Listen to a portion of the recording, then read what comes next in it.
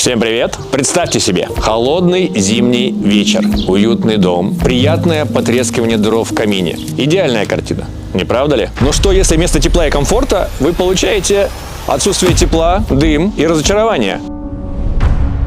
Мы в компании Tuli Kiwi часто слышим, что наши камины печи – это премиум-сегмент. Сегодня я не буду доказывать, что это не так, что они стоят своих денег. Сегодня мы покажем реальный опыт человека, который захотел сэкономить и купил аналог. Сегодня мы приехали знакомиться с героями, которые на своем опыте, к сожалению, почувствовали, чем может обернуться покупка аналога.